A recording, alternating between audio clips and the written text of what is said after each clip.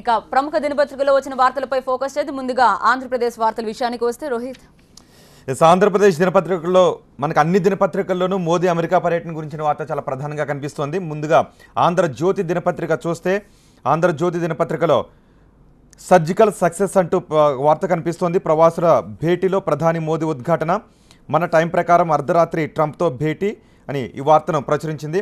ఇక ఆంధ్రజ్యోతిలో ప్రధానంగా కనిపిస్తున్న వార్త అమరావతికి అడ్డుపుల్ల, ప్రపంచ బ్యాంకుకు ఫిర్యాదులు, రుణ మంజూరుపై నీలి నీడలు అంటూ మరో వార్త మనకి ప్రధానంగా కనిపిస్తోంది.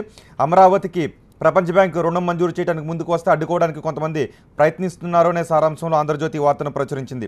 అలాగే గోదావరిలో భగీరథులు, ఇంజనీరింగ్ అద్భుతం, పోలవరం ప్రాజెక్ట్ అంటూ మరో ప్రత్యేక కథనాన్ని ఆంధ్రజ్యోతి ప్రచురించింది. నిర్మాణం డిజైన్లో అనేక ప్రత్యేకతలు ఉన్నాయి. ప్రవాహానికి అడ్డుగా మట్టి రాతి కట్ట, మరోవైపు ప్రాజెక్టు స్పిల్వే అంటూ ఈ వార్తను ప్రచురించింది. ఇక జిఎస్టీ అమల్లోకి వచ్చాక వాణిజ్యం సంక్షోభం, జిఎస్టీ రాకతో అనాథగా మారనున్న వాణిజ్య పన్నుల శాఖ అంటూ మరో వార్తను కూడా ప్రచురించింది. అలాగే సోమవారం డెల్టాకు నీటిని విడుదల చేశారు చంద్రబాబు, ఈ వార్తను కూడా ఆంధ్రజ్యోతి ప్రచురించింది. ఇక ఈనాడు దినపత్రికలో మోదీ అమెరికా పర్యటన గురించిన వార్త ప్రధానంగా కనిపిస్తోంది. ఎదురే లేదు, మెరుపుదాడులకు ఎదురే లేదు, శ్వేత సౌధం ఘన స్వాగతం, భారత్ అమెరికాల దోస్తీ విశ్వానికే లబ్ధి అంటూ ఈ వార్తను ప్రచురించింది.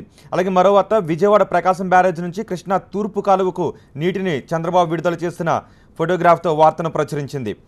ఇక డెంగీ జ్వరం కలకలం రేపుతోంది. వర్షాకాలం ప్రారంభమైన నేపథ్యంలో పలు చోట్ల గిరిజన ప్రాంతాల్లో కూడా డెంగీ జ్వరం కలకలం రేపుతుందనే వార్తను కూడా ప్రచురించింది. అలాగే మిస్ ఇండియా కిరీటాన్ని మానుషి దక్కించుకున్న వార్తను కూడా ఈనాడు దినపత్రిక ప్రధానంగా ప్రచురించింది. ఇక సాక్షి దినపత్రికలో కూడా మోదీ అమెరికా పర్యటన గురించిన వార్తను ప్రధానంగా ప్రచురించింది. సర్జికల్ని ఎవరూ తప్పుబట్టలేదు, సార్వభౌమత్వం కాపాడుకునేందుకు ఏమైనా చేయగలమంటూ మోదీ చేసిన ప్రసంగం గురించిన వార్తను సాక్షి దినపత్రిక ప్రధానంగా ప్రచురించింది.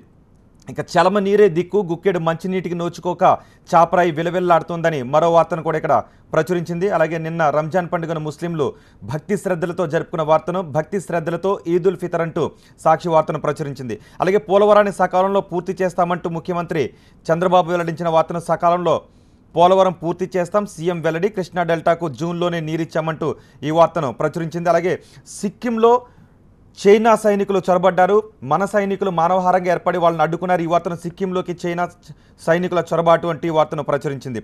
ఇవి మనకి ప్రధానంగా ఆంధ్రప్రదేశ్ దినపత్రికలో కనిపిస్తున్న వార్తలు. తెలంగాణ దినపత్రికలు ఏ వార్తలు కనిపిస్తున్నాయి? ముందుగా నమస్తే తెలంగాణ దినపత్రిక విషయానికి వద్దు. ఇక్కడ ప్రధానంగా కనిపిస్తున్న శీర్షిక ప్రాజెక్టులకు జలరాశులు అనే ఒక శీర్షిక కనిపిస్తోంది. ఇక్కడ మనకు ఒక ఫోటో కూడా చూపించారు. జూరాల ప్రాజెక్టుకు జలకళకు సంబంధించిన ఫోటోను చూపిస్తూ ఎంత వేగంగా ఈ ప్రాజెక్టు చేపట్టబోతున్నారు, దానికి సంబంధించిన వార్త, ఎగువ ప్రాంతాల్లో కురుస్తున్న వర్షాలు ఎలాగా జలకళతో ఉట్టిపడుతున్నాయి అనేది ఇక్కడ మనకు కనిపిస్తోంది. ఇక మరొకటి రంజాన్ సందర్భంగా ఈద్ ముబారక్ అంటూ ఇక్కడ సోమవారం ఈద్ ముబారక్ కు సంబంధించిన విశేషాలతో కూడిన వార్త ఇక్కడ మనం చూడొచ్చు. ఇక ఫ్లోరైడ్ కు విరుగుడు డిండి అంటూ మరొక శీర్షిక కనిపిస్తోంది. ఇక్కడ 12 టీఎంసీలతో శివన్నగూడెం రిజర్వాయర్ నిర్మాణానికి సంబంధించిన వార్త ఇది. ఈ శివన్నగూడెం రిజర్వాయర్ తో ఫ్లోరైడ్ కు ఫుల్ స్టాప్ పెట్టొచ్చనే ఒక వార్తను ఇక్కడ మనం చూడొచ్చు. ఇక ఎరువులపై జీఎస్టీ భారం వద్దంటూ హరీష్ రావు చేసిన ప్రకటనకు సంబంధించి వినతికి సంబంధించిన వార్తను చూడొచ్చు. బ్యాంకుల్లో డబ్బులు లేక రైతులు చాలా పడిగాపులు పడుతున్నారు. ఇటువంటి సమయంలో ఎరువులపై జీఎస్టీ భారం మరింత భారంగా మారుతుందంటూ ఆయన చెప్పిన ప్రకటనకు సంబంధించిన వార్త. ఇక్కడ నవ తెలంగాణ దినపత్రిక విషయానికి వద్దాం.